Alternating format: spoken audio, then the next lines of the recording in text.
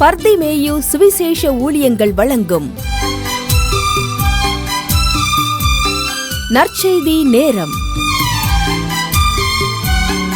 தேவ செய்தி pastor R. Augustine. இந்த நாளிலே உங்களோடு நான் பேச வேண்டும் என்று ஜெபித்த போது ஒரு வார்த்தையை தான் கர்த்தர் கொடுத்தார். அதைத்தான் இன்றைக்கு உங்கள் மத்தியிலே நான் பேச போகிறேன். அதற்கு முன்பு இந்த ஊழியத்தை குறித்து நீங்கள் ஒரு சில காரியங்களை தெரிந்து கொள்ள வேண்டும்.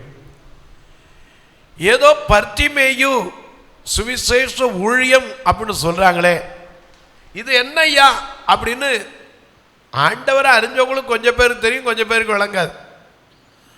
மார்க் 10:46 லூக்கா 18:35 இயேசு எரிகோவின் பக்கம் வருகிற போது வழியருகே உட்கார்ந்து ஒரு மனிதன் பிச்சை கேட்டு கொண்டிருந்தானாம். அவன் பெயர் தீமேயின் மகனான பர்திமேயு என்று வேதம் சொல்லுகிறது. இந்த பர்திமேயு என்கிறவன் தகப்பன் இருந்தான், தாயும் இருந்திருப்பாள். ஏன்னா தாய் இல்லாமல் ஒரு பிள்ளை இருக்கவே வாய்ப்பில்லை. தகப்பன் பேர் மட்டும் இங்கே எழுதப்பட்டு இருக்கிறது, தாயினுடைய பேரை காணோம். ரெண்டு கண்ணும் தெரியாம போனதுனால அவனை கைவிட்டார்கள். அவன் நாள்தோறும் எரிகோ பட்டணத்தின் சாலையில உட்கார்ந்து பிச்சை கேட்டுக் கொண்டிருந்தான் என்பதை நீங்கள் அறிவீர்கள். ஒரு நாள் இயேசு வந்தார் அந்த எரிகோவுக்கு. ஏன்னா ரோமர் 10:17 வாசிக்கிறோம், விசுவாசம் கேள்வியினாலே வரும், கேள்வி தேவனுடைய வசனத்தினால் வரும். இவன் எங்க வசனம் கேட்டானோ எனக்கு தெரியாது, ஆனா விசுவாசம் வந்துச்சு.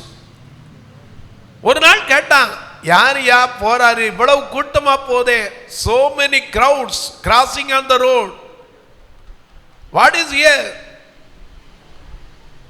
யாரையா போகிறது? அவன் சொன்னாங்க, நசரேயனாகிய இயேசு என்ன செய்கிறார், போகிறார். உடனே அவனுக்கு தெரிஞ்சிருச்சு, என் வாழ்க்கையை மாற்ற அவர் ஒருத்தரால தான் முடியும். ஏன் தெரியுமா? யாத்ராகமம் 4:11 வாசிக்கும் போது மோசே ஆண்டவர் சொன்ன அத்தனை காரியத்துக்கும் பல சாக்கு போக்குகளை சொன்னார். அப்பொழுது அவனுக்கு அவர் சொன்னார், அப்பொழுது அவர் அவனை நோக்கி 4:11 அப்பொழுது கர்த்தர் அவனை நோக்கி, அதாவது மோசேயை நோக்கி, மனுஷனுக்கு வாயை உண்டாக்கினவர் யார்? ஊமையனையும் செவிடனையும் பார்வை உள்ளவனையும் குருடனையும் உண்டாக்கினவர் யார்? கர்த்தராகிய நான் அல்லவோ என்றார். அதே புதிய ஏற்பாட்டிலே யோவான் 9 இயேசுவிடத்தில் அவரோடு இருந்த சீஷர்கள் கேட்டாங்க. ஏன்னா அவனும் ஒரு கண்ணு தெரியாதவன். சீஷர்கள் கேட்டாங்க, ஐயா இவன் பிறவியிலிருந்த பார்வை இழந்திருக்கானே, what is the reason behind it? He is committing a sin. Not only the parents are committing a sin. இவன் செய்த பாவமோ அல்லது இவனை பெற்றவர்கள் செய்த பாவமோ, ஏன் ஐயா இவனுக்கு எப்படி கண்டார்? இயேசு சொன்னார், இவன் செய்த பாவமும் அல்ல, இவனை பெற்றவர்கள் செய்த பாவமும் அல்ல, மாறாக தேவனுடைய கிரியைகள் வெளிப்படுவதற்கு இவன் இப்படி பிறந்தான். என கண்பானவர்களே, அதே மத்தேயு 9:27 பார்க்கும்போது ரெண்டு கண்ணு தெரியாதவங்க இயேசுவை பின்னாடி தேடி வந்தாங்க. அவங்க தேடி வந்தவன வீட்டுக்குள்ள போயிட்டார். ரெண்டு பேரும் விடாம அவரை பின்னாடியே தொடர்ந்து போயிட்டாங்க. அப்ப அவங்க கேட்டாங்க, எனக்கு இதை செய்ய வல்லமை உண்டு என்று நீங்கள் விசுவாசிக்கிறீங்களான்னு கேட்டார். விசுவாசிக்கிறோன்னு சொன்ன உடனே அவங்களுக்கு பார்வையை கொடுத்தார். இன்றைக்கு சொல்லுவேன், எனக்கு அன்பாருனே, அந்த பர்திமேயுவின் பெயரால் இந்த ஊழியத்தை ஏன் வைத்தோன்னா, அவன் அன்றைக்கு இயேசுவினால் பார்வை பெற்றான். இந்த உலக பிரகாரமான பார்வை இழந்திருக்கலாம், ஆனா தேவன் கொடுக்கிற அந்த மனக்கண் ஒவ்வொருவருக்கும் திறக்கப்பட வேண்டும். அதற்கு தான் இந்த பார்வையற்ற மக்களுக்காகவே ஒரு சபையை இந்த பர்திமேயுவின் பெயரால் 1992 தேவன் உருவாக்க உதவி செய்தார். உருவான விதத்தை கேட்டீங்கன்னா நீங்களும் ஆச்சரியப்படுவீங்க. நான் பிராமண குடும்பத்தில் பிறந்தவன். எல்லாரும் 2 கண்ணும் போன உடனே கைவிட்டாங்க. என்னை கொண்டு வந்து திருநெல்வேலியிலே நம்முடைய திருமண்டலத்தின் கீழ் இருக்கிற தரிசனம் அன்னை என்று சொல்லுகிற ஒரு பார்வையற்ற மக்கள் படிக்கிற ஸ்கூலில் உணர்ந்து விட்டுட்டு போனதுதான். அதுக்கப்புறம் என்னை யாரும் பார்க்கல. நான் இந்த பார்வையற்ற மக்களோடு மக்களாய் வாழ்ந்ததினாலே நான் அதிக அவர்களோடு அக்கறை உண்டு. ஏன்னா அவங்களுடைய நிலை எனக்கு தெரியும். நான் அங்கே மதுரையில் கல்லூரி படிக்கிற முன்னாடியே பைபிள் காலேஜ் முடிச்சிட்டேன். 1979 எனக்கு வேதாம கல்லூரியை படிப்பதற்கு கர்த்தர் வாய்ப்பை கொடுத்தார். அப்பெல்லாம் படிக்கும்போது ரொம்ப கஷ்டம். 4 வருஷம் இருந்து படிக்கணும். ஏன்னா அந்த நாட்களெல்லாம் ரொம்ப கஷ்டப்பட்டு தான். இன்னைக்கு சுவிசேஷம் எல்லா இடத்துலையும் கேட்குது. அன்றைக்கெல்லாம் அப்படி இல்லை. பைபிள் காலேஜுக்கு போனோன்னா தண்ணி மோட்ரு போட்டு கூட கொடுக்க மாட்டாங்க. கிணத்துல தான் இறச்சி குளிக்கணும். இப்படி தான் நாங்கள்லாம் பைபிள் படித்தோம். நான் படித்து விட்டு வந்து, ஏன்னா இங்கே 12 வரைக்கும் இங்கே படிப்பதற்கு உதவி செய்தார். அதன் பிறகு எங்கே போகுதுன்னே எனக்கு தெரியலை, யாருமே இல்லாதனால. நேராக வேதாம கல்லூரிக்கு ஒரு அப்ளிகேஷன் வந்தது. பாஸ்டர் போல் ஒருத்தர் சொன்னார், ஏப்பா இப்படி அனாதைகளுக்கெல்லாம் ஒரு இடம் இருக்குன்னார். என்னன்னு கேட்டேன். கிறிஸ்தவங்க பைபிள் சொல்லித்தராங்களாம், நீ அங்கே போனேன்னா சாப்பாடு கீப்பாடு துணி எல்லாம் கொடுத்துருவாங்கண்ணா. எனக்கு அப்போ தெரியாது. ஆனால் மோசஸ் ராஜசேகர் பாடும்போது தான் நான் அதை தெரிஞ்சுக்கிட்டேன். திக்கற்ற பிள்ளைகளுக்கு சகாயம் நீரல்லவோ. இதை 4 வருஷ காலம் முடிச்சுட்டு எனக்கு என்ன செய்ய தெரியாது. திரும்ப வந்து கல்லூரி வாழ்க்கையை தொடர்ந்தேன். எம்ஏ ஆங்கில இலக்கிய வரை படித்தேன். இப்படி படிக்கிற நாட்களில் மதுரையில் தங்கியிருந்தேன். இப்படி இருக்கும்போது டிசம்பர் வந்தால் போதும், அடே அப்பா, ஊழியக்காரர்களும் சபை மக்களும் திரளாய் வந்து அந்த கிறிஸ்மஸ் டயத்தில் பார்த்தீங்கன்னா சரி, அன்பு கூறுவேன் இன்னும் அதிகமாய். அன்புக்கு அன்னைக்கு அளவே கிடையாது. ஆதியில் இருக்கிற அன்பு இல்லை, பாதியில் வந்த அன்பு தான். ஆனால் அநேகர் பார்த்தீங்கன்னா கையில் எதையாவது எடுத்துக்கிட்டு அன்னைக்கு மிச்சம் இருக்க சாப்பாடு, துணிமணி, சிலர் பழைய துணிமணியும் கலெக்ட் பண்ணி கொண்டு வந்துடுவாங்க. இப்படி அன்பு கூறுவாங்க. எனக்கு ஆச்சரியமா இருக்கும். ஏன்னா நம்ம அந்த காலத்தில், பழைய காலத்தில் ஒரு பழைய பாட்டு உண்டு, உங்களுக்கு தெரியும்னு நினைக்கிறேன். அன்பே பிறந்தானம் சகோதர அன்பே பிறந்தானம், அன்பே பிறந்தானம் சகோதர அன்பே பிறந்தானம்.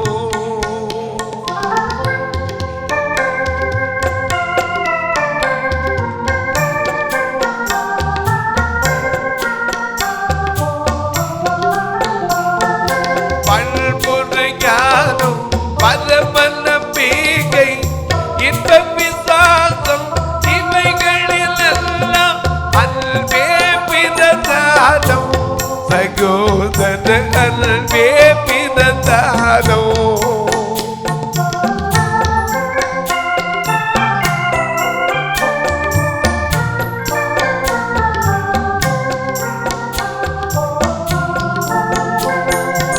எல் பொருள் யாவும் அன்பில்லை என்றால் அதில் பயனில்லை. அன்பே பிறந்தானம் சகோதர அன்பே பிறந்தானோ. அங்கதான் அன்பை பார்த்தேன். பழைய துணி, பிரியாணி. அந்த கிறிஸ்துமஸ் அன்னைக்கு பார்த்துட்டு நான் ஆச்சரியப்பட்டேன், இவ்வளவு ஊழியம் இருக்கா. அந்த கிராமத்திலே நான் இருந்தேன், எங்கள் ஆலயம் இருக்கிற சத்யா நகரில். ஏன்னா அன்னைக்கு சத்யா நகரில் போய் குடியேறும்போது மக்களுக்கெல்லாம் வாடகை கொடுக்க முடியாத மக்கள், 15,000 ரூபா 15 ரூபா வாடகை, அதை கூட கொடுக்க முடியாது, இப்படி நிலையில் இருந்தாங்க. இந்த மக்கள்கிட்ட வந்து இவங்க உதவி செய்கிறத பார்த்து நானே ஆச்சரியப்பட்டேன். ஏன்னா கிறிஸ்தவ ஜீவி எப்படி இருக்கா? இது எத்தனை பெரிய சௌவாக்கிய ஜீவிதம் பாடுறோம்ல. கிறிஸ்தவ ஜீவியம் சௌபாக்கிய ஜீவிதம், கிறிஸ்துவின் மக்களோ ஆனந்த பாக்கியம். கிறிஸ்தவ ஜீவியம் சௌபாக்கிய ஜீவிதம், கிறிஸ்துவின் மக்களோ ஆனந்த பாக்கியம். கிறிஸ்தவ ஜீவியம்.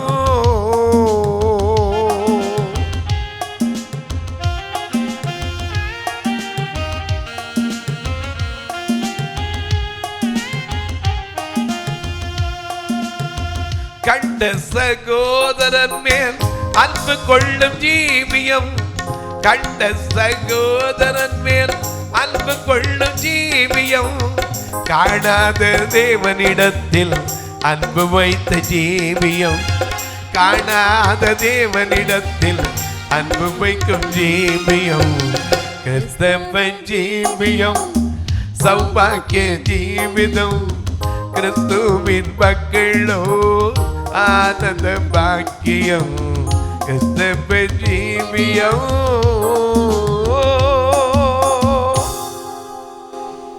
இவ்வளவு சௌபாக்கிய ஜீவிதமா நினைச்சுக்கிட்டு இருந்தேன். ஒரு நாள் கண்ணு தெரியாத கணவன் மனைவி அந்த கிராமத்தில் 2 பேர் இருந்தாங்க. ஒரு நாள் அவருடைய புருஷனுக்கு ஒரு நோய் வந்தது. பல பேர் பலவிதமாக சொன்னாங்க. ஏன்னா சிலர்லாம் சொன்னாங்க தனியாக அந்த ஊருக்குள்ள ஆட்களே இல்லாதனால இங்கே பிசாசு நடக்குது, அதான் இவர் அடிச்சிருச்சுனாங்க. எனக்கு நம்பிக்கை இல்லை. ஆனால் அவர் நோய்வாய்ப்பட்டார். மருத்துவத்தில் பார்த்தாங்க, எவ்வளவோ முயற்சித்தாங்க. But is it not possible to cure, is it not possible to recover from the disease. அவங்களும் முயற்சி பண்ணாங்க. Is there balm in the well, there is no medicine for it. அதுக்கு மருத்துவம் இல்லை.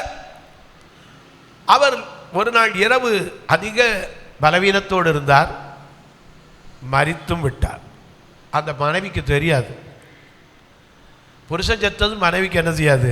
அனனியா காலத்திலே அப்படிதான் இருந்துச்சு. அனனியா கீழே ஒன்று செத்து போயிட்டான். அவன் மனைவிக்கு சொல்லி அனுப்பவே இல்லை. 3 மணி நேரம் கழித்து தான் அவன் வந்தான். ஆனால் இவங்க 2 பேரும் பக்கத்தில் இருந்தாங்க. ஆனால் இவங்களுக்கு கண்ணு தெரியாதனால அவர் எப்படி இருக்கான்னு தெரியாது. ராத்திரி முழுக்க பக்கத்தில் உட்காந்து கொஞ்சம் எந்திரிச்சு சாப்பிடுங்க புருஷன் எழுப்பிக்கிட்டு இருந்தாங்க. காலையில் பால்காரன் வந்தவன் சொன்னா, அம்மா அவர் விரைச்சி கிடக்கிறாருமா, செத்து போயிட்டாருமாண்ணா. அப்போ தான் இவளுக்கு புருஷன் செத்துட்டான்னு தெரியும். என்னிடத்தில் ஃபோன் செய்தாள், அண்ணே என் புருஷன் மரித்துட்டார். நான் பெரிய ஐஸ்வர்யவான், ஒரு சட்டைக்கு மறு சட்டை இல்லாத ஆள். என்கிட்ட ஃபோன் பண்ணான். எனக்கு உடனே ஒரு யோசனை வந்துச்சு. என்ன யோசனை? இந்த டிசம்பர் டயத்தில் நிறைய பேர் வருவாங்களே, இவங்களெல்லாம் போய் சந்திச்சா இந்த குடும்பத்துக்கு அடக்கத்துக்கு உதவி செய்யலாமே. ஏன்னா அவன் கையில் ஒரு காசு இல்லைன்னு சொன்னான். நான் சொன்னேன், கவலைப்படாதம்மா, நமக்கு உதவி செய்ய எத்தனையோ பேர் இருப்பாங்க, நான் ஏற்பாடு பண்ணேன்னு சொல்லி இந்த பிரியாணி துணியோடு வந்த மக்களெல்லாம் போய் சந்தித்தேன். சந்தித்த உடனே அவங்க என்ன சொன்னாங்க தெரியுமா? நாங்கள் வருஷத்துக்கு ஒருக்கா தான் என்ன செய்வோம் சொல்லுங்க, நன்மை செய்வோம். அது கமிட்டியில் கூடி தீர்மானம் போட்டு செய்வோம். அடுத்த வருஷம் வேணா வாங்க ஏதாவது செய்கிறோம். நான் இந்த டெட் பாடி வச்சுட்டு அடுத்த வருஷம் வரைக்கும் என்ன செய்ய? அவர் இறந்தது ஜூன் மாதம், இவங்க டிசம்பர் மாதத்துக்கு சொல்கிறாங்க. நீங்களே பார்த்துக்கங்க எத்தனை மாதம் இருக்கு. வந்த மக்களெல்லாம் போய் கேட்டு தட்டி படியேறி போய் கம்ப தட்டி போய் கேட்டு பார்த்தேன். எல்லாம் சொன்னாங்க, இப்போ ஒன்றும் செய்ய முடியாது பிரதர், நாங்கள் கூடி முடிவெடுத்து ஏதாவது உங்களுக்கு செய்கிறோம், இப்போ போயிட்டு வாங்க. வேதம் சொல்லுது, 1 யோவான் 3ஆம் அதிகாரம் 17ஆம் வசனத்தை வாசிக்க கேட்போம். ஒருவன் யாராய் இருக்கலாம், இவ்வுலக ஆஸ்தி எல்லாம் உடையவனாய் இருந்தும் தன் சகோதரனுக்கு குறைச்சல் என்று கண்டு தன் இருதயத்தை அவனுக்கு அடைத்து கொண்டால் அவனுக்குள் தேவ அன்பு நிலை கொள்ளுகிறது. எப்படி? குறைச்சல் இருக்கு தெரியுது. எல்லா வசதி இருக்கு, ஆனா எங்களால் முடியாது. ஆனா நாவினால் அன்பு, வசனத்தினால் அன்பு, உண்மையினாலும் கிரியையினாலும் அன்பு கூறணுமே. நானும் போய் 4-5 இடம் தட்டி பார்த்தேன், ஒரு இடத்துலையும் கதவு திறக்கலை. அப்போ எனக்கு ஒரு பாட்டு தான் ஞாபகத்துக்கு வந்துச்சு. ஏன்னா அந்த காலத்தில் ராதா மாணிக்கம் டேப் வச்சு பாடுவார். ஏன்னா டேப் மாஸ்டர்னே சொல்லுவாங்க. சி மேஜரில் ரொம்ப அழகா பாடுவார். எத்தனை பேர் அந்த பாட்டு இப்ப சொன்னா நீங்களும் சேர்ந்து பாடுவீங்க. கேளுங்கள் தரப்படும், தட்டுங்கள் திறக்கப்படும், தேடுங்கள் கிடைக்கும் என்றார் இயேசு. தேடுங்கள் கிடைக்கும் என்றார். கேளுங்கள் தரப்படும், தட்டுங்கள் திறக்கப்படும், தேடுங்கள் கிடைக்கும் என்றார் இயேசு. தேடுங்கள் கிடைக்கும் என்றார். கேளுங்கள் தரப்படும், தட்டுங்கள் திறக்கப்படும், தேடுங்கள் கிடைக்கும் என்றார் இயேசு. தேடுங்கள் கிடைக்கும் என்றார்.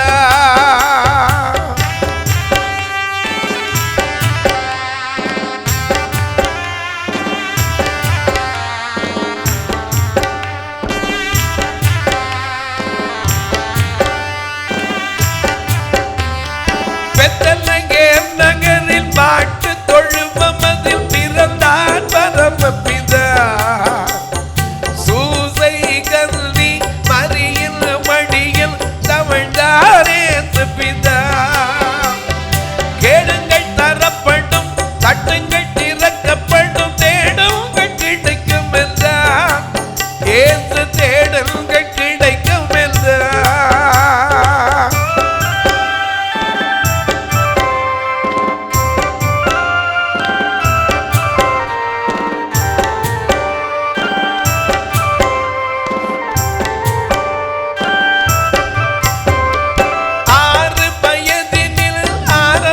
பள்ளியில் கல்வி பயின்றாரே.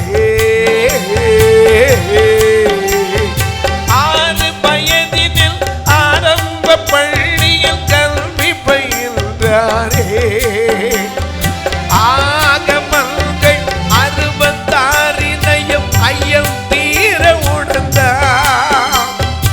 இயற்கை உலகமே தூய்மையானதென இயேசு நினைத்தாரே. இந்த வேளையில் இயேசுவின் தந்தை சூசை மறைந்தாரே. கேளுங்கள் தரப்படும், தட்டுங்கள் திறக்கப்படும், தேடுங்கள் கிடைக்கும் என்றார் இயேசு. தேடுங்கள் கிடைக்கும் என்றார். இந்த பாட்டை எனக்கு ஞாபகம். கேளுங்கப்பா தேடுங்கப்பான்னாரே. இந்த பாட்டை கேட்காத ஒரு கிறிஸ்தவம் கிடையாது. போய் கேட்டா பதில் சொன்னார். 6 நாள் ஆகட்டும், தீர்மானம் போடட்டும். இந்த அம்மா பணத்தை வச்சுக்கிட்டு என்ன செய்வாங்க?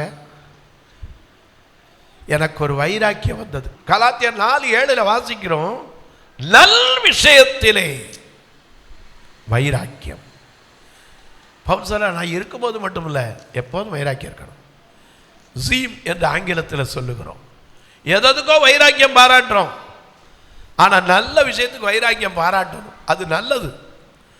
நான் என்ன பண்ணேன், எல்லாத்தையும் கேட்டு பார்த்துட்டு திறக்கலை. கடைசியில் ஒரு வைராக்கியம் வந்துச்சு. நாமளே இதை அடக்கம் பண்ணுவோம் அப்படின்னு சொல்லி 4 கண்ணு தெரியாதவங்க, இன்னைக்கு அதில் 1-2 பேர் உயிரோடு இருக்காங்க. ஆண்டவர் ஸ்தோத்திரம். 4 கண்ணு தெரியாதவங்க போய் குழியை தோண்டணும். ஏன்னா அப்போ அந்த கிராமத்தில் சுடுகாடு கூட கொடுக்கப்படலை. ஏன்னா ஆட்களே கிடையாத நேரம். 15 ரூபாய்க்கு சுற்றி கருவமுள்ளா இருக்கும், எங்கிட்டு பார்த்தாலும் பாம்பா இருக்கும். அப்படிப்பட்ட இடம் தான். அந்த கிராமத்தில் போய் ஒரு குழியை தோண்டினோம். என்ன தப்பு நடந்து போச்சு, கண்ணுதிராங்குளை தோண்டினதுனால 1 அடி குறைச்சி தோண்டிவிட்டோம். அகலம் 2 அடி தோண்டிட்டோம். ஆனால் 6 அடி தோண்டும் போது 1 அடி என்னாச்சு, விட்டு போச்சு. ஆகையினால கடைசியில் திரும்ப தோண்ட முடியாதுன்ட்டு கையையும் காலையும் ஒடிச்சு அடக்கம் பண்ணோம்.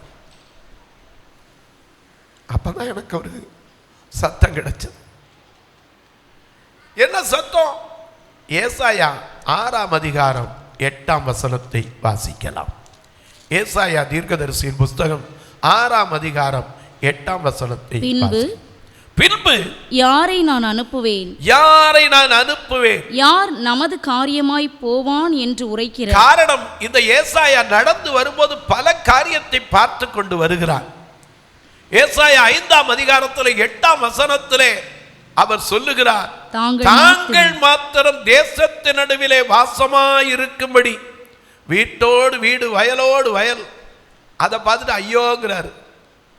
11ஆம் வசனத்தில் வாசிக்கிறோம், சாராயத்தை நாடி அதிகாலமே இருட்டோடு எழுந்து மதுபானம் தங்களை சூடாக்கும்படி தரித்திருந்து இருட்டி போக மட்டும் குடித்து கொண்டே இருக்கிறவர்களுக்கு ஐயோங்கிறார். அதே 22ஆம் வசனத்தில் பார்க்கிறோம், சாராயத்தை கலந்து வைக்க வீரர் பராக்கிரமசாலிகள். 23ஆம் வசனத்தில் பரிதானத்திற்காக குற்றவாளிய நீதிமான குற்றவாளி. இத்தனை புலம்பிட்டு வராரு. அங்க வந்த உடனே அவருக்கு தெரியுது, ஐயோ நானும் யாரு? அசுத்த உதடுகள் உள்ளவன், அசுத்த உதடுகள் உள்ள ஜனங்களின் மத்தியில் வாசம் பண்ணுகிறவன். அப்படி புலம்புறார், ஐயோ நான் அதமானேன். அப்போ ஒரு கொரட்டில் நெருப்பு எடுத்துட்டு வந்து அவருடைய உதட்டை தொட்ட போது பரிசுத்தமாக்கப்பட்டது. அப்பதான் அவனுக்கு சத்தம் கேட்டுச்சு. ஒரு பழைய பாடல் நீங்களும் கேட்டிருப்பீங்க அடிக்கடி தொலைக்காட்சியில், யார் போவாரோ யார் எனக்காக, யார் போவாரோ யார் போவாரோ என்னை அனுப்பும் தேவா நான் போகிறேன்.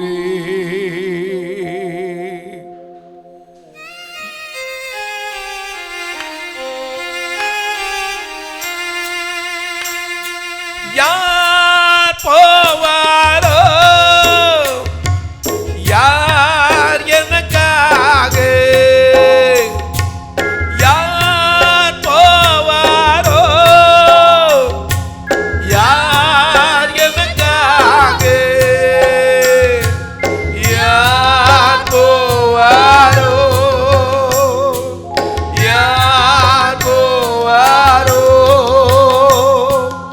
என்னை அனுப்பும் தேவா நான் போகிறேன், என்னை அனுப்பும் தேவா நான் போகிறேன்.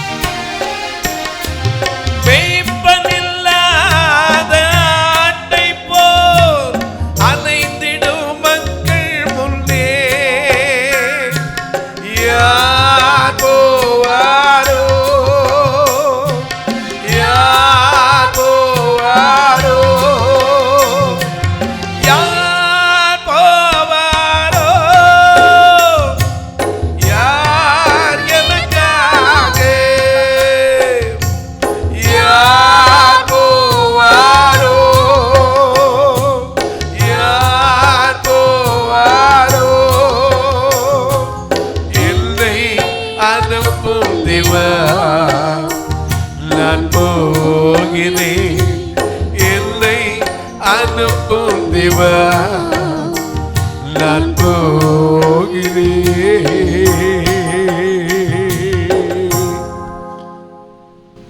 இந்த சத்தத்தை கேட்டு என்னை அனுப்ப மாட்டவரே. அவர் கேட்டா நீ தான் யார் போகணும், நீ போ. பைபிள் காலேஜ் படிச்சுட்டு வந்தியல்ல, என்னத்துக்கு இந்த எம்ஏ ஆங்கில இலக்கியம் குப்பை எல்லாத்தையும் விட்டுட்டு போனார். நான் உடனே ஒத்துக்கல. ஆண்டவர்கிட்ட கேட்டேன், எனக்கு கண்ணு தெரியாது, இங்க இருக்கிற எல்லாருக்கும் கண்ணு தெரியாது, எப்படி அந்த ஊழியத்தை செய்யறது? நீங்க வாட்டில் போனா எப்படி நான் போறது? என்னை யார் கையை பிடிச்சு கூட்டிகிட்டே போவா? பெத்தவனும் கை விட்டுட்டான், மற்றவனும் இன்னைக்கு விட்டுட்டு போயிடுவான். அப்ப நான் எப்படி போறது? How can I walk into the well without the help of other people? Will you please answer my question? ஆண்டவர்கிட்ட கேட்டேன், இப்படி தான் கேட்டேன், எனக்கு ஆன்சர் பண்ணுங்க. I am also a blind person. I am living among the blind people. நான் கண்மறியா மத்தியில் வாழ்கிறேன். I am not separated from that. How can I go into the world? How can I preach the gospel? How can I do the ministries? So many questions are raised in my mind. அநேக கேள்விகள் எனக்கு எழுந்துச்சு. ஆண்டவர் கொடுத்த ஒரே பதில் என்ன தெரியுமா? ஏசாயா 42:16 பாருப்பார்.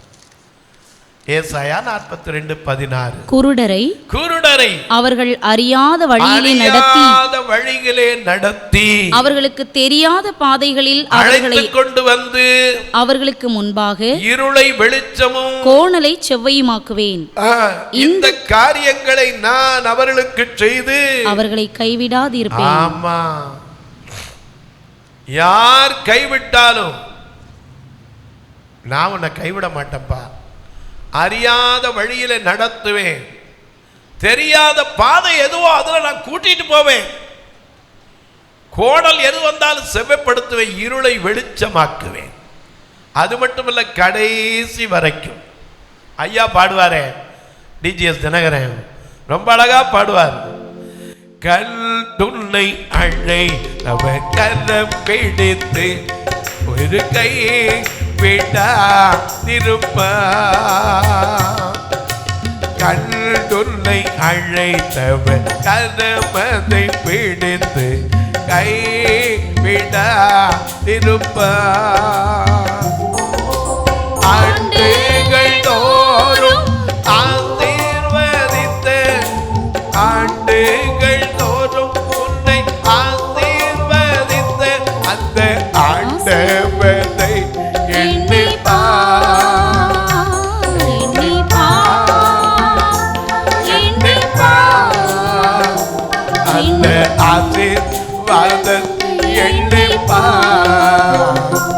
அந்த ஆசீர்வாதத்தை எண்ணிப்பா.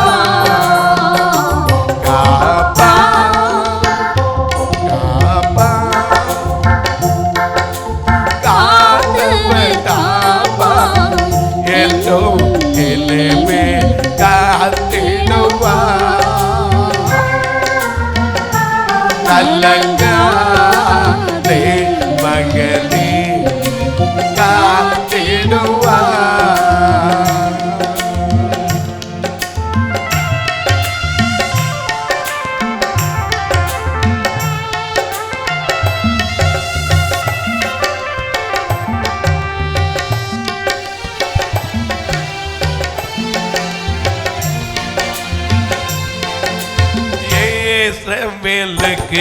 அது மன்னாந்தரத்தில் அது மன்னாமை தரவில்லையோ,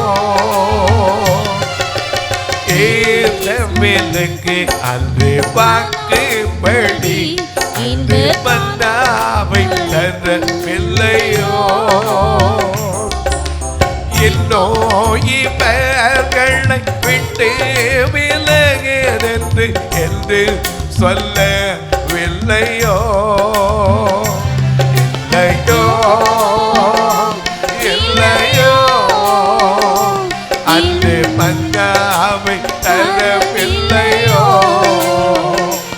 அன்று மன்னாவை தரவில்லையோ.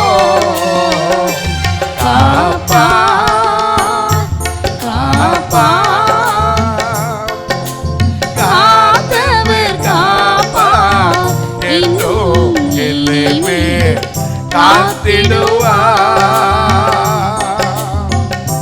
கலங்காதே மகனே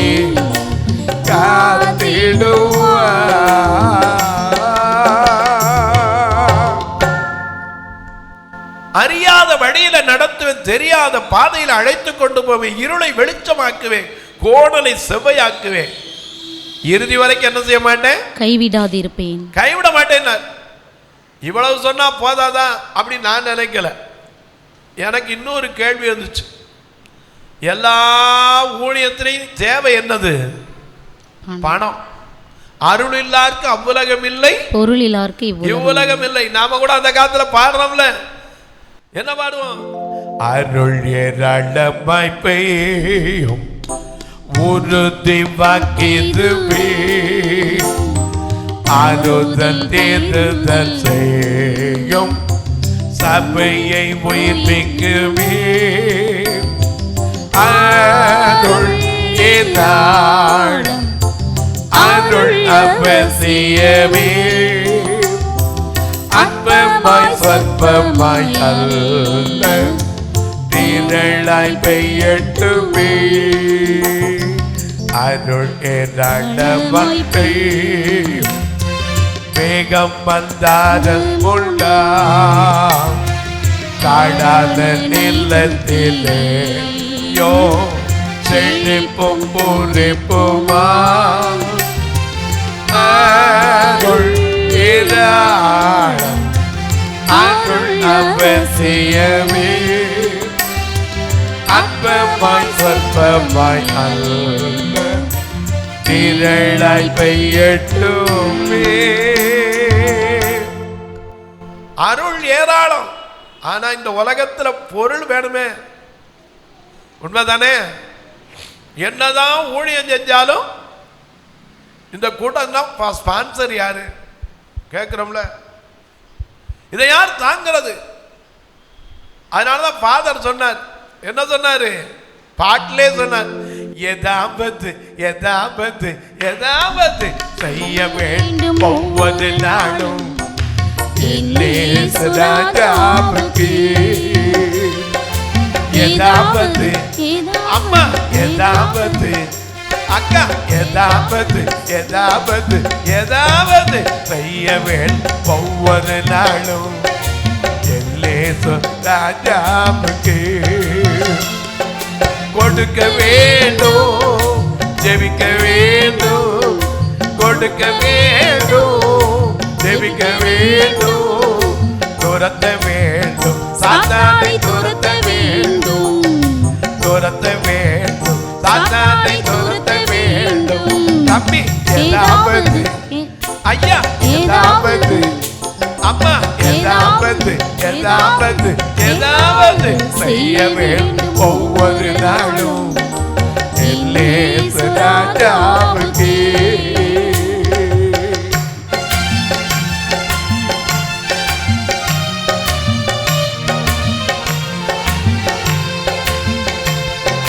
தாங்க வேண்டும் ஊழியங்களை, தாங்க வேண்டும் ஊழியங்களை, நமது பணத்தா, நமது ஜெபத்தா, நமது பணத்தா, நமது ஜெபத்தா, ஏதாவது ஏதாவது அம்மா ஏதாவது ஏதாவது ஏதாவது செய்ய வேண்டும் ஒவ்வொரு நாளும் ராஜாவுக்கே. அல்லேலூயா. ஏதாவது செய்யணும். நான் பெண்ணுங்க வேதத்தில் பாருங்க, லூக்கா 8:3 சூசன் நாளும் யோகன் நாளும் தன் ஆஸ்திகளால் ஊழியம் செய்தாள். நாம ஏதாவது செய்யணும். இந்த உலகத்துல ஊழியம் செய்யணும் தேவை இருக்கு. ஏன்னா பசியோட வர்றவன பசியோட அனுப்பக்கூடாது. இயேசுவே அப்படி அனுப்பல. ஏன்னா வழியில சோர்ந்து போவாங்க, இவர்களுக்கு ஆகாரம் கொடுனா. அந்திரேயா சொன்னா 5 அப்பம் தானே இருக்கு, எப்படி போதும்னா நீங்க தான்ப்பா கொடுக்க போறீங்கன்னு உட்கார வச்சு ஆசீர்வதித்து. இன்னைக்கு அதை பிரசங்கிக்காத பிரசங்கியார் கிடையாது. 5 அப்பத்துக்கு 500 அல்லது 5000, 2 அப்பத்துக்கு 200 இல்லாட்டி 2000. நான் அப்படி சொல்லலை, ஏதாவது செய்யணும். இந்த உலகத்தில் பொருள் இல்லாமல் ஊழியம் செய்ய முடியாது. ஆனா இவைகளெல்லாம் தேவை என்று பரமபிதா முன்னதாகவே அறிந்திருக்கிறார். அதனால அதை குறித்து கவலைப்படானா. ஆனா வேணுமே, நான் என்ன செய்யணும், ஏதாவது செய்யணும்ல. வேலைக்காரன் தான் கூலிக்கு என்ன செய்து பாத்திரவா. ஆண்டவர் சொன்னார், இவ்வளவுதானே, என்ன செய்ய போற? நான் சொல்லியிருக்கேன்லப்பா. என்ன சொல்லியிருக்காரு? 28ஆம் அதிகாரம் மத்தேயு 28:19-20 ஆகையால் நீங்கள் புறப்பட்டு போய் சகல ஜாதிகளையும் சீஷராக்கி பிதா குமாரன் பரிசுத்த ஆவியின் நாமத்தினாலே அவர்களுக்கு ஞானஸ்நானம் கொடுத்து நான் உங்களுக்கு கட்டளையிட்ட யாவையும் அவர்கள் கைக்கொள்ளும்படி அவர்களுக்கு உபதேசம் பண்ணுங்கள். இதோ உலகத்தின் முடிவு பரியந்தம் சகல நாட்களிலும் நான் உங்களுடனே கூட இருக்கிறேன் என்றார். ஆமென். சீஷர்கள் கேட்டிருப்பாங்க, ஆண்டவரே இந்த உலகத்துல போனா காசு எங்க? அவர் சொல்லிப்பார், ட்ரெஷரர் ஆண்டு கொண்டு போய்விட்டார். ட்ரெஷரர் என்ன செஞ்சிட்டாரு? நாட்டிட்டு போயிட்டார். யூதாஸ் காரியன் தானே ட்ரெஷரர். போயிட்டார். எனக்கு கண்வாருடைய நான் கேட்டேன், எல்லாம் வேணுமே.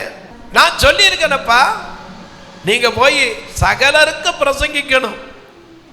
நான் உங்களுக்கு உபதேசித்து கட்டளையிடணும். உங்களுக்கு எதாவது சொல்லி கொடுத்தாலும் அதையெல்லாம் ஒரு கை கொள்ளும்படி கட்டளையிடுங்க. நான் சொன்னேன், எப்படி போறது ஆண்டவரே?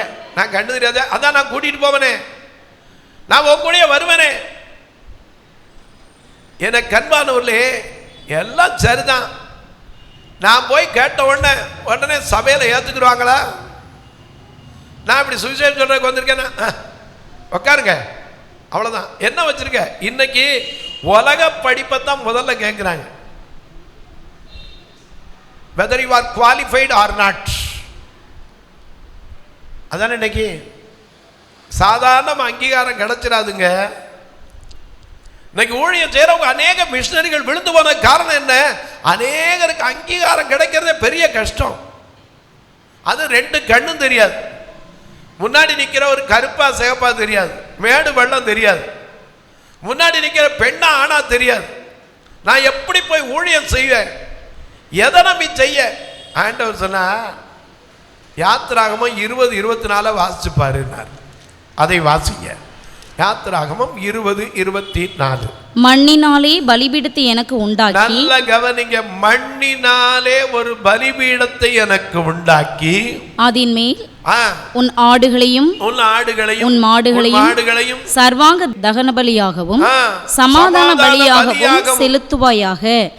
நான் என் நாமத்தை பிரஸ்தாபப்படுத்தும் எந்த ஸ்தானத்திலும் உன்னிடத்தில் வந்து உன்னை ஆசீர்வதிப்பேன். அப்பதான் எனக்கு ஒரு பாட்டு ஞாபகம் வந்துச்சு. நாம எல்லாரும் பாடுவோம் தெரிஞ்சா. பலிபீடத்தில் என்னை பரனே படைக்கிறேனே இந்த வேளை, அடியேனை திருச்சித்தம் போல ஆண்டு நடத்திடுமே. பலிபீடத்தில் என்னை பரனே படைக்கிறேனே இந்த வேளை, அடியேனை திருச்சித்தம் போல ஆண்டு நடத்திடுமே. கல்வாரியில் அன்பீனையே கண்டு விரைந்து நான் ஓடி வந்தேன். கல்வாரியில் அன்பீனையே கண்டு விரைந்து நான் ஓடி வந்தேன். கழுவும் திரு ரத்தத்தாலே கரை நீங்க இருதயத்தை, கழுவும் திரு ரத்தத்தாலே கரை நீங்க இருதயத்தை.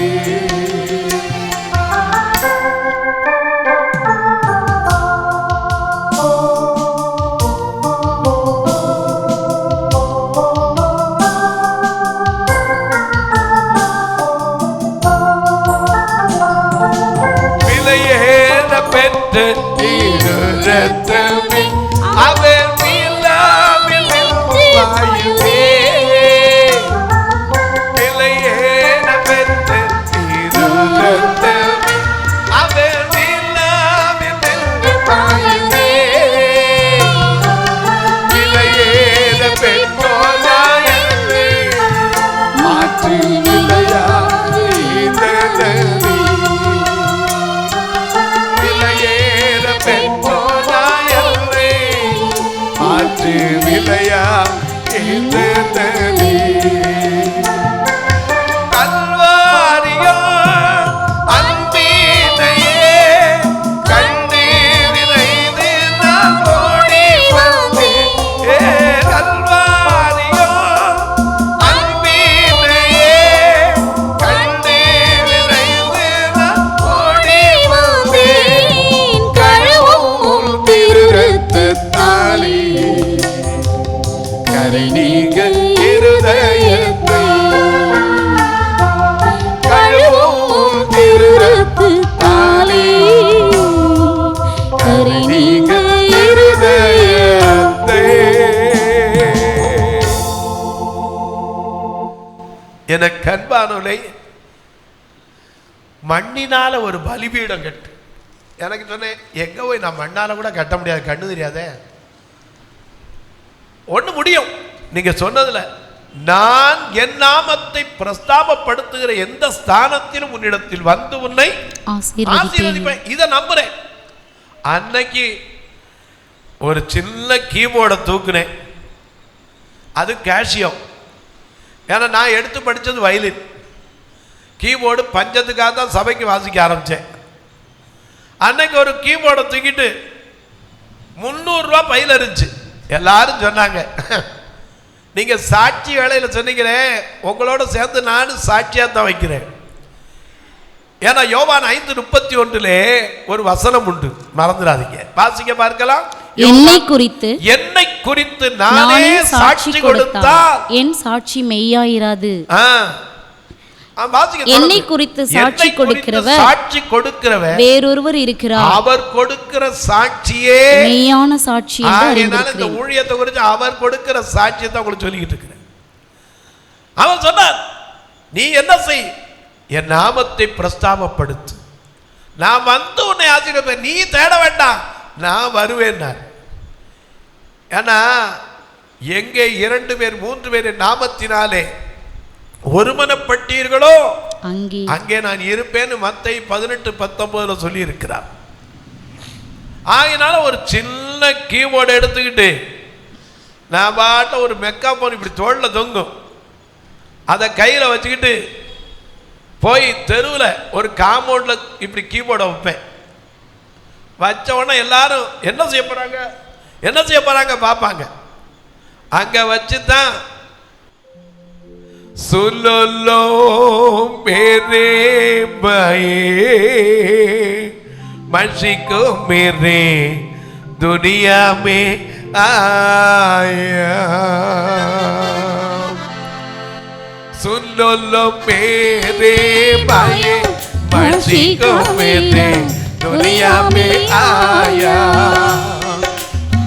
सुन लो मेरे भाई मसीह को मेरे दुनिया में आया. दुनिया में आया मुक्ति को लाया. दुनिया में आया मुक्ति को लाया. लो मेरे भाई मसीह को मेरे दुनिया में आया. केट पायो பாடு படும் மனிதா ரட்சிக்க இயேசு புவிதனிலே வந்தார்.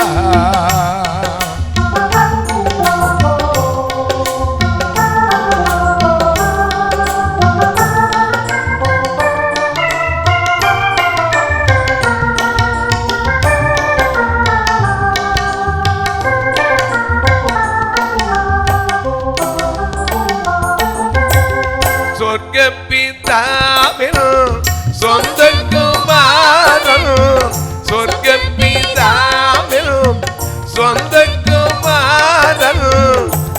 ஆதியில் ஆதாம் செய்த பாவம் நீக்கி ரட்சிக்க புவிதனிலே வந்தார். சொர்க்கம் பிதா को एकलव का बेटा को சொர்க்கம் பிதாவின் சொந்த குமாரன் ஆதியில் ஆதாம் செய்த பாவம் நீக்கி ரட்சிக்க புவிதனிலே வந்தார். ஆதியில் ஆதாம் செய்த பாவம் நீக்கி ரட்சிக்க புவிதனிலே வந்தார். புவிதனில் வந்தார் தவிப்பதும் ஏனி புவிதனில் வந்தார் தவிப்பதும் ஏனி நித்திய பாதை காணவாராய் நித்திய பிதா புவிதனிலே வந்தார். நித்திய பாதை காணவாராய் நித்திய பிதா புவிதனிலே வந்தார்.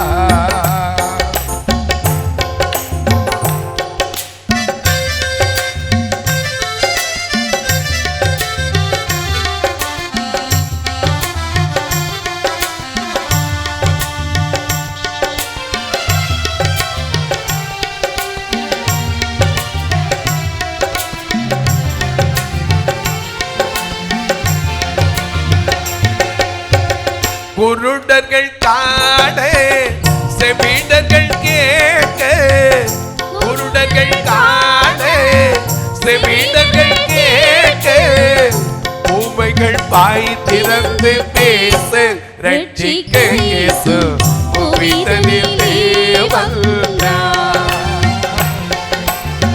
குருடர்கள் காண செவிடர்கள் கேட்க ஊமைகள் வாய் திறந்து பேச ரட்சிக்க இயேசு புவிதனிலே வந்தார்.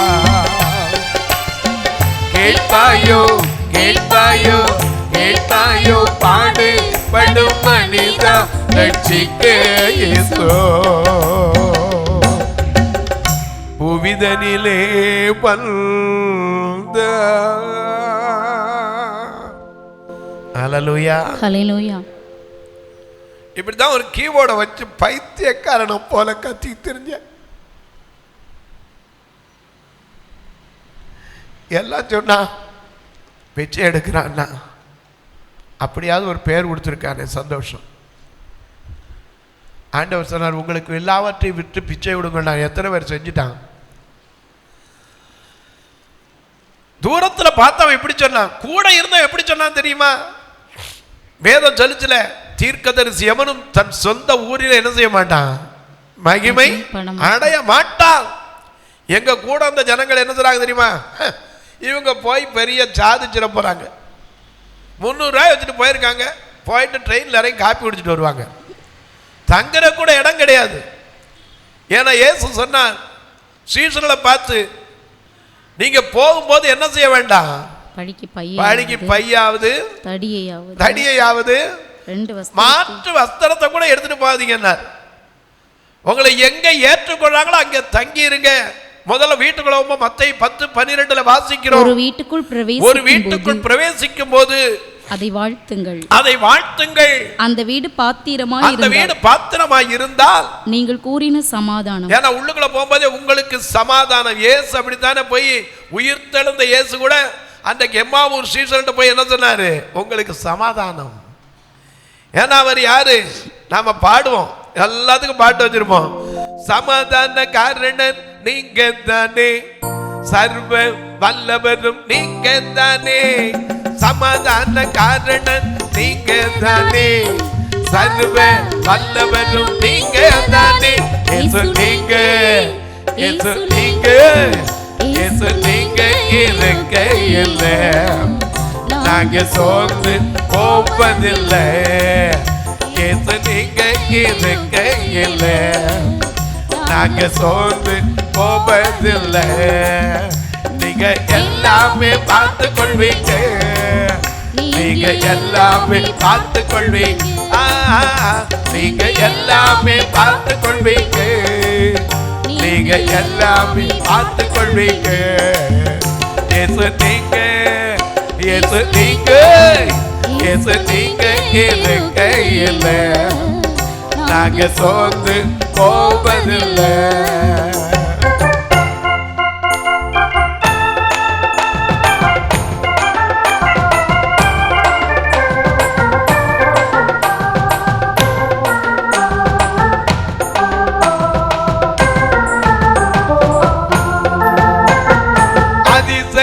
தேவன் நீங்க தானே, ஆலோசனை கர்த்தர் நீங்க தானே.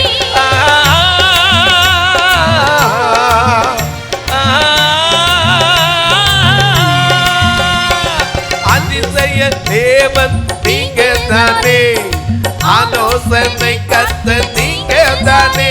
ஆக எனக்கு அழகெல்லாம் நீங்க தானே, எனது ஆசையெல்லாம் நீங்க தானே. இயேசு நீங்க, இயேசு நீங்க, இயேசு நீங்க இருக்கையில நாங்க சோர்ந்து போவதில்லை. நீங்க எல்லாமே பார்த்து கொள்வீங்க, நீங்க எல்லாமே பார்த்து கொள்வீங்க, நீங்க எல்லாமே பார்த்து கொள்வீங்க, நீங்க எல்லாமே பார்த்து கொள்வீங்க. ஹல்லேலூயா, ஹல்லேலூயா. இப்படித்தான் தெருவில் நின்று இப்போவாது தாளம் போடுறதுக்கு 2 பேர் கூட இருக்காங்க. அப்போ அதுவும் கிடையாது, கீபோர்டில் தான் ரிதம் எடுத்துக்கணும். இப்படி எடுத்து பிரசங்கிக்க ஆரம்பித்து மரத்தடியில் தான் சபையை ஆரம்பித்தோம். அதாங்க சாட்சி, மரத்தடியில் சபையை ஆரம்பித்தோம். நான் தூத்துக்குடி திருநெல்வேலி தெருவில் போகாத, நாகர்கோயிலில் போகாத இடமே இருக்காது. நீங்களே எத்தனை பேர் பார்த்துருப்பீங்க. திருநெல்வேலி பிரசங்கம் பண்ணிட்டு போவேன். யார் கேட்குறா யார் கேட்கல, யார் ஏற்றுக்கிறா ஏற்றுக்கல, அதை பற்றி எனக்கு கவலை கிடையாது. யார் வீட்டையும் தட்டவும் மாட்டேன். எனக்கு ஆண்டவர் அப்படி சொல்லவும் இல்லை. அவனுடைய நாமத்தை சொல்லுவேன், ஒரு வசனத்தை வச்சு பிரசங்கம் பண்ணிட்டு போவேன்.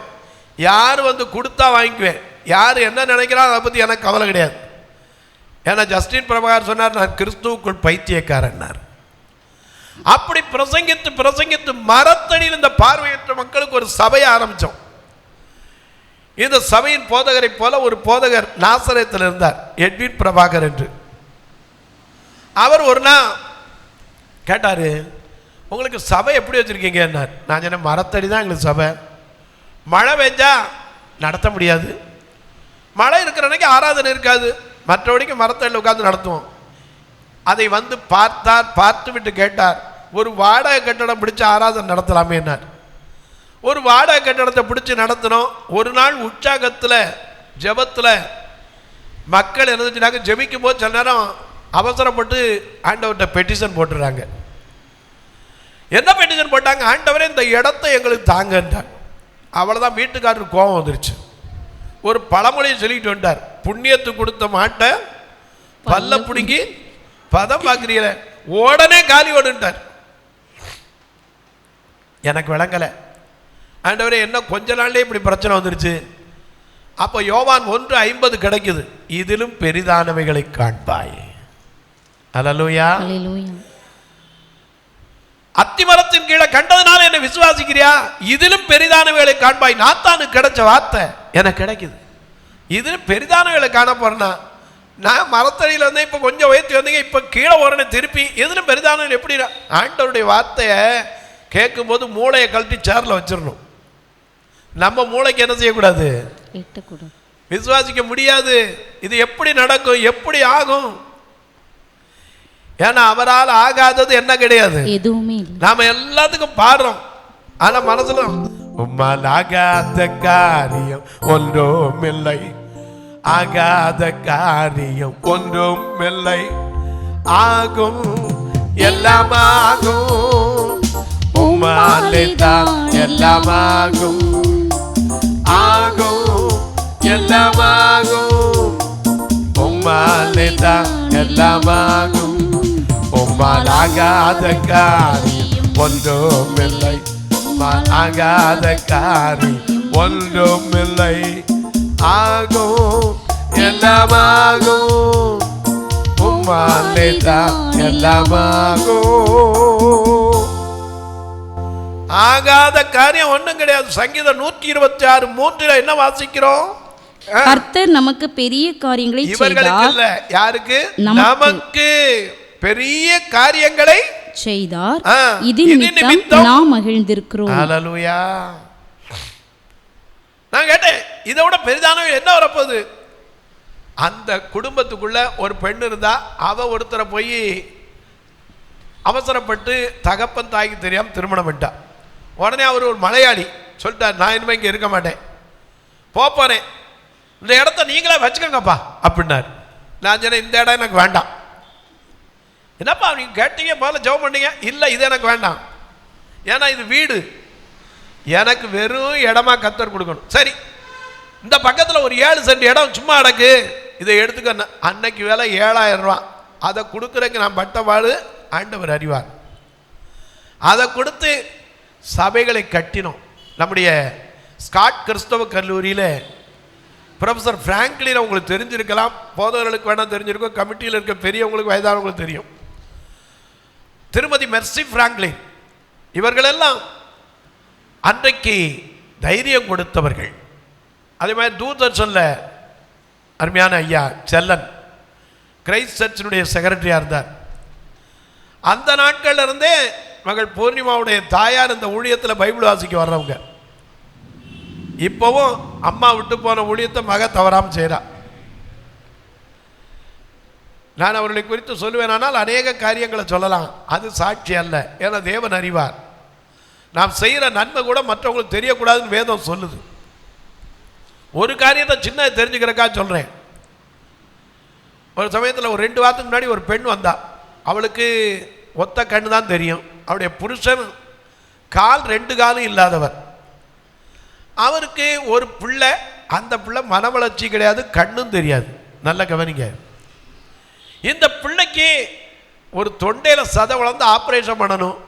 இவங்க கொண்டு போனால், ஏம்மா உனக்கும் கண்ணு தெரியாது, உன் புருஷனுக்கும் கால் இல்லை, உன் பிள்ளைக்கும் மன வளர்ச்சியும் இல்லை, கண்ணும் தெரியாது, இதை நீங்கள் போய் கவர்மெண்ட் ஹாஸ்பிட்டல் வச்சு பார்க்க முடியாமல் கூட ஆள் வைக்க முடியாது, நீங்கள் ப்ரைவேட்டுக்கு போங்கன்ட்டாங்க. அந்த பெண் வந்து அழுதா. அவள் அழுத போது, எதுக்குமானே, என் பிள்ளைக்கு ஆப்ரேஷனாக பண்ணலாடி சோறு கூட திங்க முடியாது, ப்ரைவேட்டில் பார்க்கணும்னா 20,000 ரூபா செலவழிக்கணும். நாங்கள் அந்த 20,000 இந்த குடும்பத்தார் ஏற்றுக்கொண்டார்கள். என கண்பாலுளே, ஆண்டவருக்காக நாம நிற்கும் போது அவர் நம்முடைய தேவைகளை சந்திக்கிறார். அந்த இடத்தை வாங்கி மதுரையில் ஒரு ஆலயத்தை கட்டி இன்னைக்கு வரைக்கும் தெருவில் பிரசங்கம் பண்ண தான் போய்கிட்டு இருக்கேன். டிவிலையும் பார்த்துருப்பீங்க, டிவிலையும் பிரசங்கம் பண்ணுவேன். இன்னைக்கு எத்தனையோ அளவு வளர்ந்துருக்கு, 33 வருஷங்கள். ஆனால் கடந்து வந்த பாதைகளை திரும்பி பார்த்தா வளர்ந்த விதம், திருநெல்வேலியில் வளர்ந்த விதத்தை சொல்லணும்னா, திருநெல்வேலியில் 25 சென்டில் ஆண்டவர் கொடுத்த வாக்கு தப்பு கிடையாது. இதிலும் பெரிதானவைகளை காண்பாரு. மதுரையில் கட்டின ஆலயத்தோட திருநெல்வேலியில் 25 சென்டில் கட்ட உதவி கொடுத்தார். அந்த ஆலயத்துக்கு எப்படி வந்துச்சு? நான் சின்ன பிள்ளையா திருநெல்வேலிக்கு படிக்க வரும்போது போடுறதுக்கு 2 டவுசரோடு தான் வந்தேன். லீவ் விட்டா எல்லா பிள்ளைகளும் ஊருக்கு போயிடுவாங்க, நான் போக முடியாது. எங்கே போகிறது? யார் இருந்தால் தானே. ஆண்டவர் அப்படிப்பட்டவனை தான் தேர்ந்தெடுத்தார். அருமையான ஐயா வில்சன் பாடுவாரே, அது எனக்கு அடிக்கடி இந்த பாட்டை யோசிச்சு பார்க்கறது உண்டு. அல்லாதி சிநேகத்தால் என்னை நேசித்தீரையா, காருண்யத்தினால் என்னை இழுத்து கொண்டீரே. அல்லாதி சிநேகத்தால் என்னை நேசித்தீரையா, காருண்யத்தினால் என்னை இழுத்து கொண்டீரே. உங்க அன்பு பெரியது, உங்க இறக்க பெரியது, உங்க கிருபை பெரியது, உங்க தயவு பெரியது, உங்க அன்பு பெரியது, இறக்க பெரியது, கிருபை பெரியது, உங்க தயவு பெரியது. தாயின் வயிற்று தோன்றும் முன்னே தெரிந்து கொண்டீரே, தாங்கி தாங்கி என்னை நடத்தி தந்தீரே. தாயின் கருவில் தோன்றும் முன்னே தெரிந்து கொண்டீரே, தாங்கி தாங்கி வழி நடத்தி பெரியது, உங்க அன்பு பெரியது, உங்க இரக்கம் பெரியது, உங்க கிருபை பெரியது, உங்க தயவு பெரியது, உங்க அன்பு பெரியது, உங்க இரக்கம் பெரியது, உங்க தயவு பெரியது, உங்க கிருபை பெரியது. அநாதி தேவனின் அடைக்கலம், அவர் நித்திய புயங்கள் ஆதாரம். உபாகமம் 33:27 வாசிக்கிறோம். கர்த்தருடைய காருண்ய கரம் ஒருவனை பெரியவனாக்கும், சங்கீதக்காரன் எழுதி வைத்தான். எனக்கு அன்பானவர்களே, நான் வரும்போது 2 டவுசர் சட்டையோட வந்தேன். லீவு கூட போக முடியாது. எனக்கு அப்போ ஒரு ஆசை உண்டு, ஆண்டவரே என்ன ஒரு நாள் உயர்த்தும் போது இப்படிப்பட்ட மக்களுக்காக ஏதாவது நான் செய்யணும். அப்போ எல்லாம் சொன்னாங்க, ஆமாம் உனக்கே பார்க்குறக்கு ஒருத்தனும் இல்லை, நீ செய்ய போறியாக்குன்னாங்க. ஆனால் எந்த இடத்துல ஒடுக்கப்பட்டேனோ, ஏசாயா 60:14 வாசிக்கிறோம், உன்னை ஒடுக்கினவர்களின் பிள்ளைகளும் உன்னிடத்தில் குனிந்து உன்னை அசட்டை பண்ணின யாவரும் உன் காலடியில் பணிந்து உன்னை பார்த்து கர்த்தருடைய நகரம் என்றும் இஸ்ரவேலின் பரிசுத்தருடைய சீயோன் என்றும் சொல்வார்கள். அடுத்து, நீ நெகிழப்பட்டதும் கைவிடப்பட்டதும் ஒருவரும் கடந்து நடவாததுமாய் இருந்தாய். ஆனாலும் உன்னை நித்திய மாட்சிமையாகவும் தலைமுறை தலைமுறையாய் இருக்கும் மகிழ்ச்சியாகவும் வைப்பேன். ஆண்டவர் சொன்ன வார்த்தை இன்னைக்கு நிறைவேற்றி இருக்கார். நான் இன்னைக்கு ஒண்ணுமெல்லாம் வந்தபோது நினைச்சேன், திருநெல்வேலியில் எப்படியா வைக்கணும். இங்கே பரமானந்தன் ஒருத்தர் இருந்தார் சால்வேஷன் ஆர்மியில். அப்போ அவர்கிட்ட நான் இப்படி ஜெபம் பண்ணிட்டு அவர் சொன்னார், ஐயா எனக்கு ராத்திரியில் ஒரு இது கிடச்சது. என்ன, நீங்கள் வந்து என் இடத்துல ஆலயம் கட்டுற மாதிரி நான் தரிசனம் பார்த்தையா, இது எப்படின்னு எனக்கு விளங்கலை. தயவு செய்து திருநெல்வேலியில் ஒரு இடம் இருக்குது, நீங்கள் போய் பாருங்கன்னார். போய் பார்த்தா 15 கிலோமீட்டர் பஸ் ஸ்டாண்டுக்கும் அதுக்கும். இப்போ புது பஸ் ஸ்டாண்டு, பழைய பஸ் ஸ்டாண்டு அதை விட கூட. இந்த இடத்த போய் பார்த்தோம். அவர் சொன்னார், இதுக்கு உங்களுக்கு என்ன கொடுக்கணும் தோணுதோ கொடுங்க, இல்லாட்டா வச்சுக்கோங்கன்னார். நான் சொன்னேன், சும்மா வாங்க மாட்டேன். ஏன்னு கேட்டார். ஆபிரகாம் தன் சாரால புதைக்கிற இடத்த கூட என்ன செய்யலை, விலைக்கு தான் வாங்கினான். நான் சும்மா வாங்க மாட்டேன்னு. அப்போ உங்கள் மனசில் சொல்கிறத சொல்லுங்கன்னார். ஒரு சென்ட் 10,000 25 சென்ட் 2.5 லட்சத்துக்கு வாங்கினோம். இன்னைக்கு அந்த இடத்துல வந்து பாருங்க, பார்வையற்றோர் உள்ளே தங்கி இருக்காங்க. அந்த இடத்துல கூட ஒரு வெஸ்டர்ன் கட்டுவதற்கு இந்த குடும்பத்தார் கழிப்பறை வெஸ்டர்ன் கட்டுவதற்கு உதவினாங்க. ஒவ்வொரு காரியத்தையும் நான் நினைவு கூறவிட்டது. அநேக நேரங்களில் அன்னைக்கு ஒரு காலத்தில் பார்த்து யாரும் இல்லை, ஒருத்தரும் இல்லை, இவர் என்னத்துக்கு ஆக போறான் சொன்ன அதே வாய் இன்னைக்கு சொல்லுது, ஆண்டவர் கூட இருக்காரியா, என்னை குறித்து நானே சாட்சி கொடுத்தால் என் சாட்சி மெய்யா இருக்காது. இந்த உலகத்துல சாட்சி என்பது என்ன? ஒரே ஒரு மனிதரை மட்டும் உங்களுக்கு காமிக்க போறேன். ஏன்னா அந்த ஊழியத்தை குறித்து நீங்க அறிஞ்சுக்கிட்டீங்க. இந்த ஊழியம் என்ன செய்துங்கிறது கொஞ்சம் உங்களுக்கு சொல்றேன். சபை மட்டும் வைக்கிறது இல்லை, இந்த பார்வைய மக்களை கூட்டிட்டு வர்றது கூட ஒரு வேன் கிடையாது.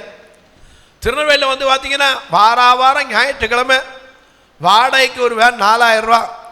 இவங்களை ஒரு நாள் கூட சாப்பிடாம நான் அனுப்புறதில்லை. பிறந்த நாள் திருமண நாள் வரும்போது ஒருவேளை உங்களுக்கு இப்படி நினப்பு வந்தால் உங்கள் பாஸ்டருடைய அனுமதியோடு நீங்கள் ஆகாரம் கொடுக்க உதவலாம், ஒரு ஊற்றுகோலை கண்ணுதிரி அவங்களுக்கு கொடுக்க உதவலாம். இப்போ கூட கொஞ்ச நாளைக்கு முன்னாடி கிறிஸ்டோபர் காலனிலேருந்து பாஸ்டர் டார்வின் அன்னைக்கு ஒரு எல்லாருக்கும் உணவு கொடுத்து ஒரு 40 பேருக்கு ஊன்றுகோலை கொடுக்க வந்தார். ரொம்ப சந்தோஷம். சபையோடு வந்திருந்தாங்க. நீங்களும் வந்து பார்க்கலாம், தப்பே கிடையாது, வரலாம்.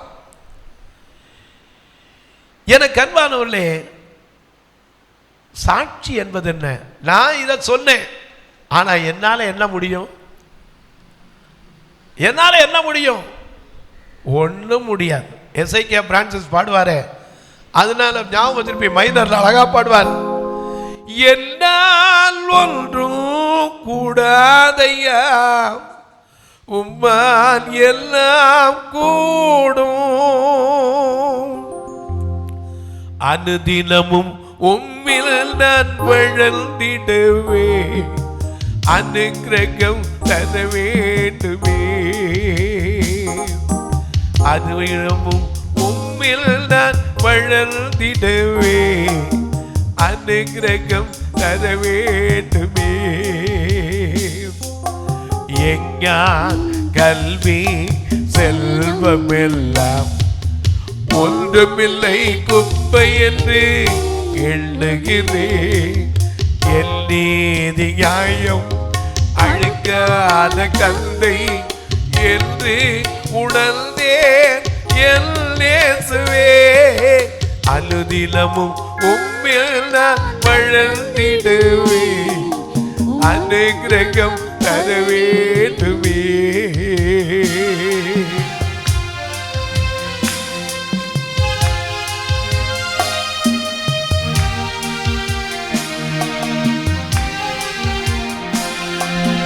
நான் எனது என்பதே இனி இல்லையே, எல்லாம் இயேசுவே உமக்குள்ளேயே.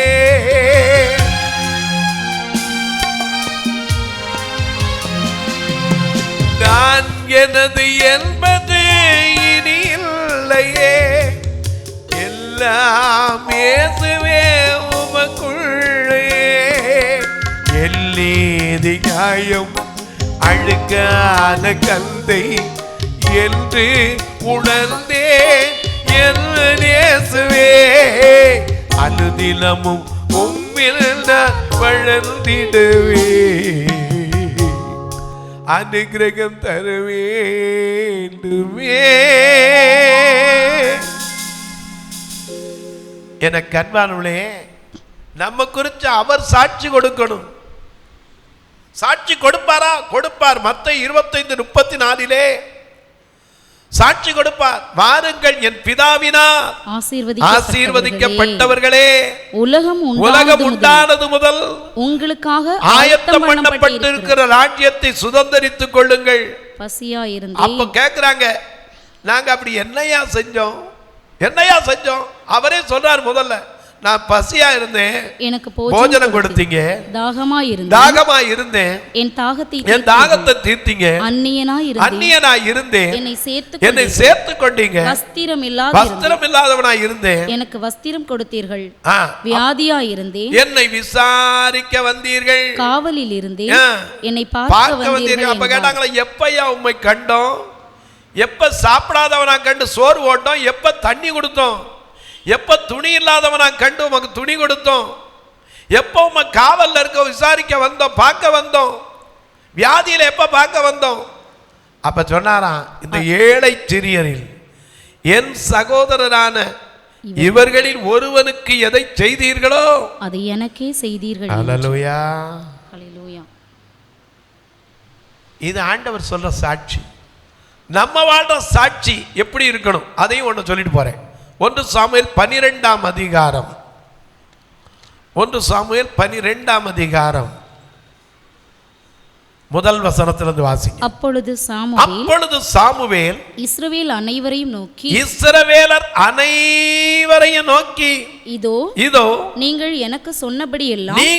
எனக்கு சொன்னபடியெல்லாம் உங்கள் சொல்லை கேட்டு உங்களுக்கு ஒரு ராஜாவை ஏற்படுத்தினேன். இப்போதும் ராஜாவானவர் உங்களுக்கு முன்பாக சஞ்சரித்து வருகிறார். நானோ கிழவனும் கிழவனும் ஆனேன். என் குமாரர் உங்களோடு இருப்பார்கள். நான் என் சிறு வயது முதல், நல்ல கவனிங்க, இங்கேதான் நீங்க கவனிக்கணும். நான் என் சிறு வயது முதல் இந்நாள் வரைக்கும் உங்களுக்கு முன்பாக சஞ்சரித்து வந்தேன்.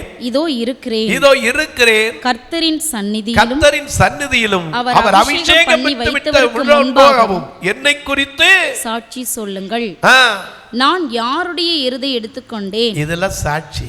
நான் யாருடைய எருதை எடுத்துக்கொண்டேன்? யாருடைய கழுதை எடுத்துக்கொண்டேன்? யாருக்கு அநியாயம் செய்தேன்? யார் கையிலே செய்தேன்?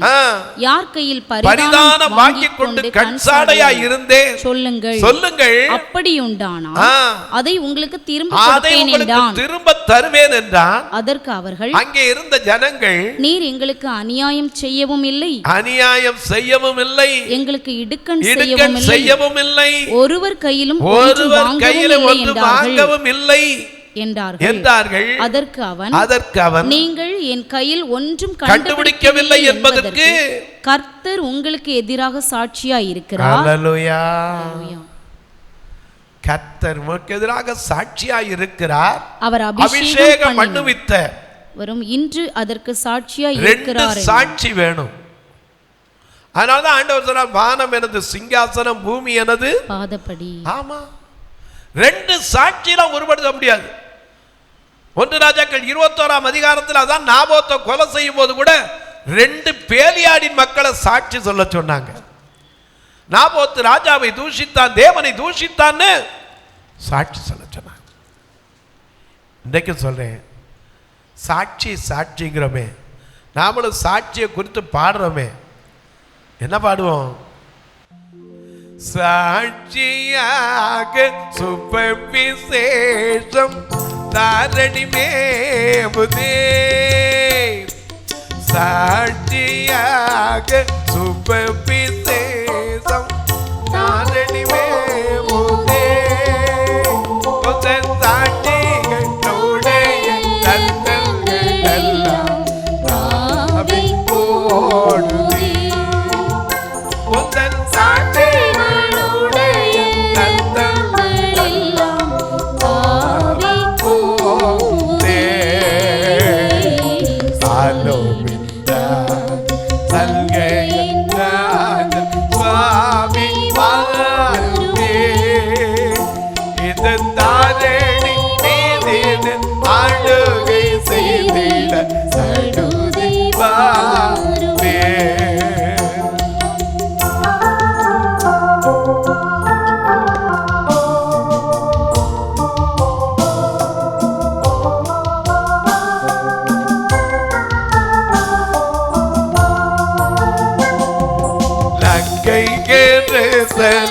பட்டிடம் உம்மை நாடி தேடுதே, நங்கை பட்டிடம் உம்மை நாடி தேடுதே, இந்த நானிலத்தில் உள்ள யூத ஜாதி உம்மை தேடி பாடுதே, இந்த நானிலத்தில் உள்ள யோத ஜாதி உம்மை தேடி பாடுதே, எட்டி எட்டி உம்மை அண்ணாந்து பார்த்துக்கள் பூத்து போகுதே, எட்டி எட்டி உம்மை அண்ணாந்து பார்த்துக்கள் பூத்து போகுதே, நீ சுட்டி காட்டி போன வாக்குத்தத்தம் நிறைவேறதாகுதே, நீ சுட்டி காட்டி போன வாக்குத்தத்தம் நிறைவேறதாகுதே.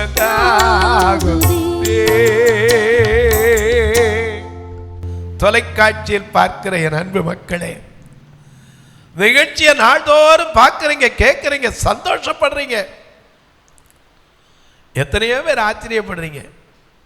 இன்னைக்கு இந்த ஊழியத்தின் நடந்த காரியங்களை உங்களுக்கு சொன்னேன். கடந்து வந்த பாதைகளை திரும்பி பார்த்து ஆண்டவருக்கு நன்றி செலுத்த, என கண்பானுடைய ஒண்ணுமில்லாதவனை கொண்டு கூட கர்த்தர் சாட்சியா நிறுத்த முடியும். ஆனா நாம சொன்ன சாட்சி இல்லை, நம்மை குறித்து அவர் சாட்சி கொடுக்கணும். தொலைக்காட்சியில் பார்க்கிற நீங்க இந்த ஊழியத்துக்காக ஒரு வார்த்தை ஜெபம் பண்றீங்களா?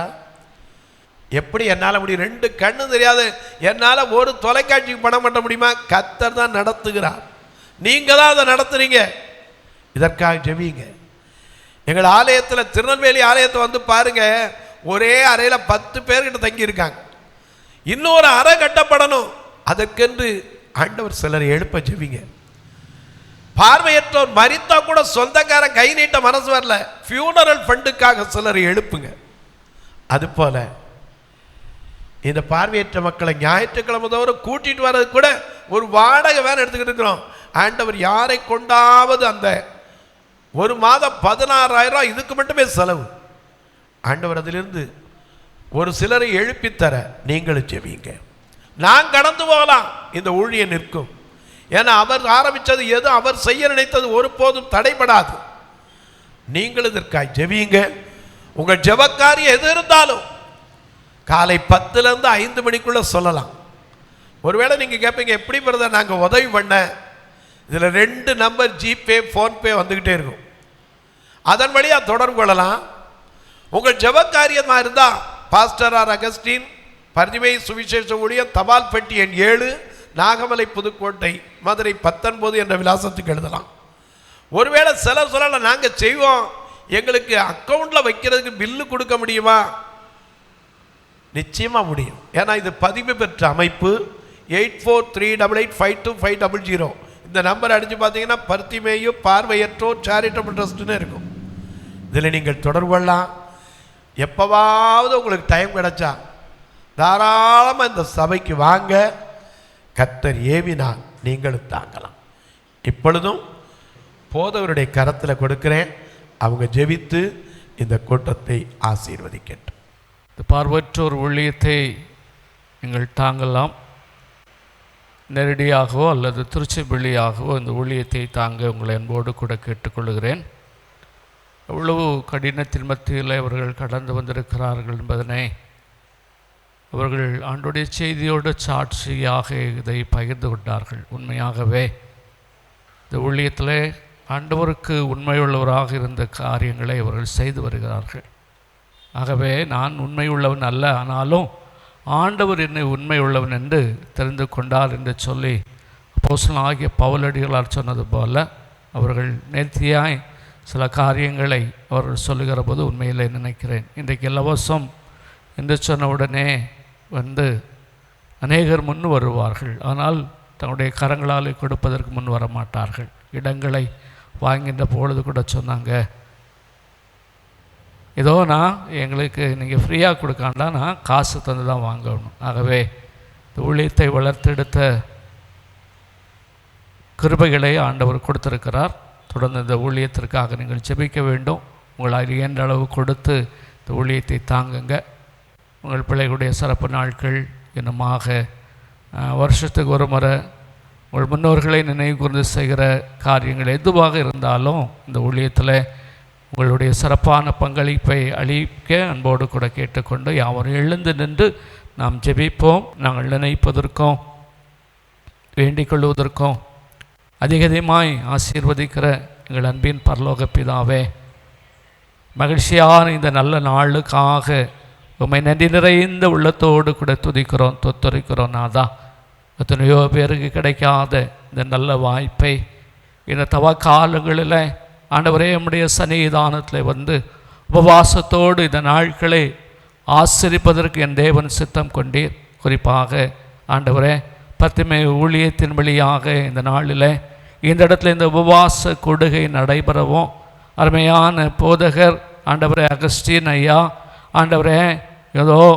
அனுபவம் நிறைந்த பாடல்களை பாடி ஆண்டவரே ஜீவனுள்ளவுடைய வார்த்தைகளை இந்த இடத்துல விதைத்து ஆண்டவரே இந்த ஊழிய பாதையிலே கடவுள் தெரிந்து கொண்டதையும் கடவுள் நடத்தின விதத்தையும் கர்த்தர் எப்படியா இருந்த எங்களை இந்த நாளில் இந்த ஊழியத்தில் பயன்படுத்துகிறார் என்பதனை சொன்னார்கள்.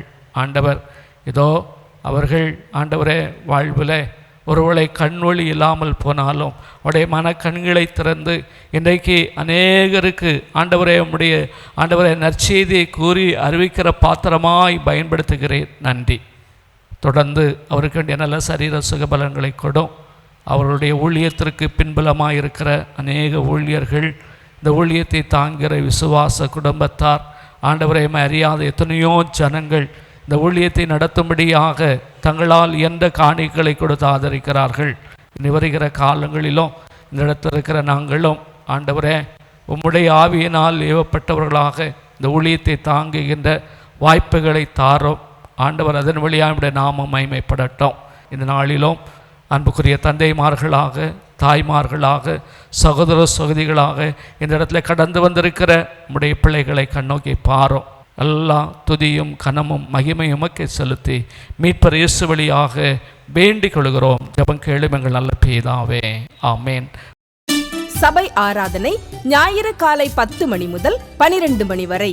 இடம் பர்திமேயு சுவிசேஷ ஆலயம், அன்னை சத்யா நகர், இளமனூர் அஞ்சல், சக்கிமங்கலம் வழி, மதுரை மாவட்டம். பின்கோட் 625201 மற்றும் பர்திமேயு சுவிசேஷ ஜெப வீடு, flat number 107, Eden garden, Muthur, Tirunelveli. Pincode 627011. சிறப்பு உபவாச கூட்டம் ஒவ்வொரு மாதமும் 2வது சனிக்கிழமை காலை 10 மணி முதல் 1 மணி வரை நாகர்கோவில் YMCA ஹாலில் வைத்து நடைபெறுகிறது. மற்றும் ஒவ்வொரு மாதமும் 4வது சனிக்கிழமை காலை 10 மணி முதல் 1 மணி வரை திருநெல்வேலி புதிய பேருந்து நிலையம் அருகில் உள்ள கிரேஸ் ஹாலில் வைத்து நடைபெறுகிறது. எங்கள் எல்லா ஆராதனைகளிலும் கலந்து கொண்டு தேவனை மகிமைப்படுத்த அன்பாய் அழைக்கிறோம். உங்கள் உதாரத்துவமான காணிக்கைகளினால் இவ்வூழியத்தை தாங்க விரும்பினால் R. Augustin, account number 5021364331, IFSC code IDIB 000B066, Indian bank, BP Kulam, Madurai.